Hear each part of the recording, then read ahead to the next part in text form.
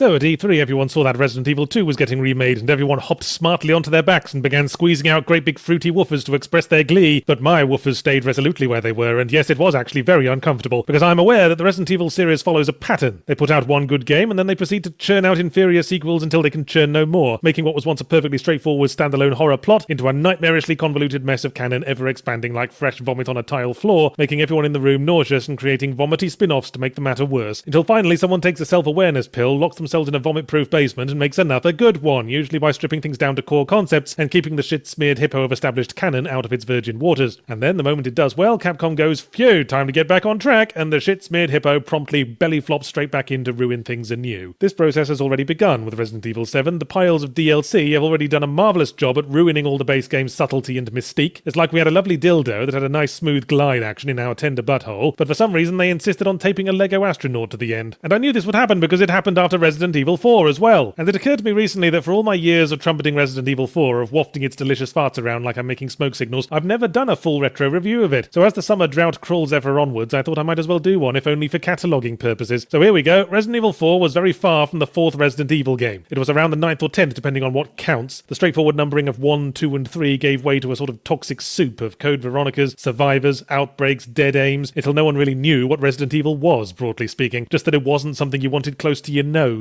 The time for change had come. Away with tangled backstory, unfix that camera from its lofty perch, and let it breathe free as it hovers about our shoulder, demanding pets and bits of cream cracker. But this is misleading. Resident Evil Dead Aim was using a third-person chase camera and free aim shooting before Resident Evil 4 did, but Resident Evil 4 possessed the additional innovation of not being complete dog shit. You see, the series had a problem with shilly-shallying between its original methodical, claustrophobic tone and a more action-oriented focus, and Resident Evil 4 was the first to decisively shake off the scraps and turn the action dial all the way up. Right from the word go, you can tell things are going to be different. We're not starting the game in a spooky mansion or a ruined city at midnight or any other enclosed, foreboding environment. It's a nice bright day, and we're in a forest in Europe. Europe is about all the information we're given as to where we are, some mysterious remote region of Europe where they speak Mexican Spanish and still use pesetas as currency. But the point is, Resident Evil 4 is where the shilly-shallying ended. Ooh, I just can't decide, flounced the Resident Evil series. Am I about survival or action? Monsters or conspiracies? Am I serious or camp? Resident Evil 4 silenced the room by loudly slinging its knob onto the table. I don't know about you, but I'm about action, I'm about monsters, and by all the damned souls in hell, I'm camper than Dale Winton on a caravanning weekend. The story sees Leon S. Kennedy, protagonist of Resident Evil 2, but practically unrecognizable as a smirking secret agent who thinks ladders are for pussies, on a mission to rescue the president's daughter, him being the only dude bad enough, you see. His chosen method is to burst into a random house with his gun drawn and start jabbering questions at non-English speaking locals, so obviously he gets chased through the woods with scythes and pitchforks, but then it turns out they're all in an evil zombie death cult on top of being offended by Leon's people skills. Compare the quality of story and dialogue to any previous Resident Evil game and there isn't that much difference. It's all on a level somewhere around sci-fi original movie recreated for the school Christmas pageant, but with the slightest turn of the heel into self-awareness, Resident Evil 4 makes it work. Leon's dry bravado in the face of heads exploding into seafood platters, squeaky midget Napoleon, the merchant with the pirate voice who constantly talks like he's rubbing himself through his trouser pocket. It's all of that combined with the sheer sincerity of the voice acting. What Resident Evil 5 got wrong was forgetting that all the ingredients were essential. It had the terrible dialogue, it had the sincerity, but it didn't have midgets dressed like Napoleon. And yet, simultaneously, RE4 is still an unnerving horror game. There's this perception nowadays that horror has to be subtle, and that what you can't see is always scarier. A perception encouraged no small amount by me and my storybook marriage to Silent Hill 2. But if you're going for action horror, your best approach might be complete fucking relentlessness. RE4's combat is designed to hound you on all sides with angry European football hooligans until you can't back up any further because the big pile of poo that came out of your bum is getting in the way. It's not a constant barrage like your RE6 or your Dead Space. That's just mind-numbing. Downtime is used very effectively, but it can ramp up in a second. And like a well-written essay, this is summarized in the very first paragraph